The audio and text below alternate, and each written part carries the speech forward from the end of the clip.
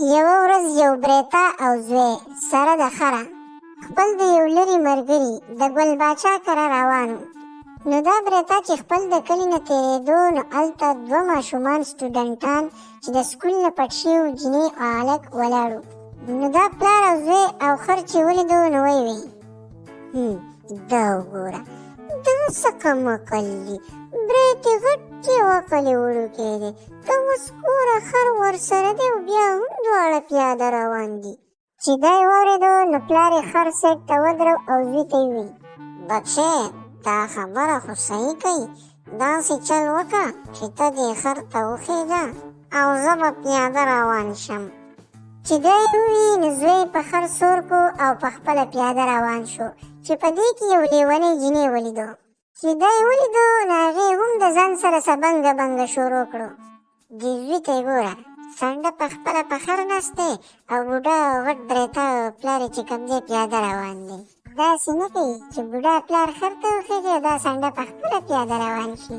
نو دې زوی چې دا پلسمنه بېعزتي واورېده نو د کور نه چې رادېخوا شو نو دا خر نه کوز شو او پلار ته یې وویل پاپا هغه شمشتۍ لور خو لیونۍ وه خو خبره یې صحیح وه، ته داسې چل وکړه چې ته په خر کښېنه ځکه ستا څېره به سره م لګي او زه به پیاده روان شم. نو دا غویي پلار چې په دې وړوکي خر کېناست نو د خر نه یې فیزونه خلاص کړه. نو د بازار وزګارخېلو چې دا ولیدو نو ویې ویل یرګه دا څه بې وقوفه سړی دی، ګوره په خپله سنډه په دې وړوکي خر ناست دی او ماشوم یې پیاده روان کړی دی خو د سره شرم نه ورځي. داسې نه کوي چې دا وړوکی ماشوم هم د ځان سره وخېږئ. چې د بازار نه رادېخوا شو نو پلار یې بیا خر سیټ ته کړو او راکوز شو ترې او زوی ته یې وویل بچی دې ټوپۍ والا په دې لاره کې څه ووي؟ کوم یو پاپا هغه زیړې ټوپۍ والا هغه وی که نه وایي سنډه په خپله په خر ناست دی او ماشوم یې پیاده روان کړی دی وایي دې هم د ځان سره ولې نه خېږئ؟ نو پلار یې وویل ښه دا وي د ده په سټ صابونو وامه په هر څه کې کاري، داسې چل وکړه بچی چې ته هم راوخېږه ځه. دې دواړو تشپاڼو د خر نه سم پلین کوټ جوړ کړی ودروه روانه وه کوزېږه وخېږه. هغه خر هم حیران و چې دا څه په غولو اورېدلي وو. نو دا دواړه په خر باندې سواره شو او راخوش شو.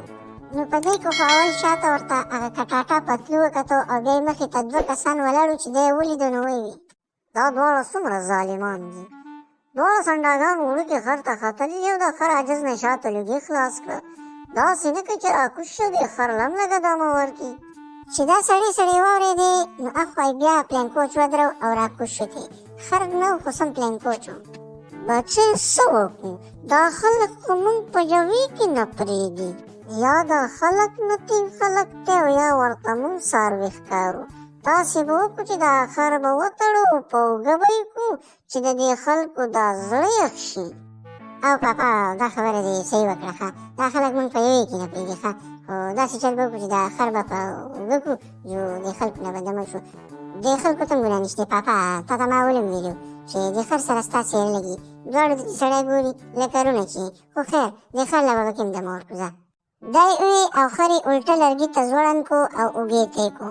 چې دا معامله بازار والا ولیده نو د خندانه شنه شو او ویې ویل اره اوړي بابا دا معامله خو ما چاته نه وه لیدلې، دا خو په اوله پیره مې دا معامله ولیده چې وروره دواړه پیاده روان دي او خر یې په اوږه کړلې، زما خو د خندا نه سمې ټانکۍ شلېږي. چې دا یې واورېدل نو د بریتا مغزو کار ونه کړو او خر یې اوچت کړو او وروره خور ته یې ویشتو.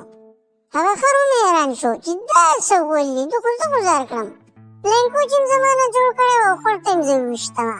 نو بریتا وویل یالکه خره ستا د لاسه موږ ډېر بې عزته شو ښه، ستا د بوتلونه نه بوتله ښه دي ځوانه. او بل سیټ ته خر ډېر ششنېدو چې بد چم خو په سمندر کې ډوب شو او لاهو ورک شو. دې عاجزانو چې خور ته خر وغورځو نو لا روان شوي نه وو. چې د لرې نه هغه دوو زنانو دا معامله ولیده نو هغو هم د ځان سره بنګه شروع کړو. د هغې دا وګورئ روغ خر یې خوړ ته وغورځو یا څه اورو، تاسو په خپله سورلي ولې نه کوئ چې خوړ ته وغورځو؟ چې دا یې واورېدو نو بریتا وویل چې مولا وپېرې غرقې تاسو خو سړی په یوې کې نه پرېږدئ. دا یې وویل او سمدستي منډه کړه او سیند ته یې پخپله هم ټوپ کړو و چې د داسې مرګ نه خو ژوند ښه دی. نو کله چې د بریتا پلار یې ټوپ کړو نازوي ورته هم شاته پاپا کول خو څه خوند یې ونه کړو. نو د زوی پسې په خپله هم ور ټوپ کړو. نو د ده د ټوپ وهلو سره دی د مهي په شان ور چپه شو، ولې چې ماشوم او پلار یې څه شتې متې والې خو سخونې ونه کړو او دواړه په سیند ډوبه ولاړو شو.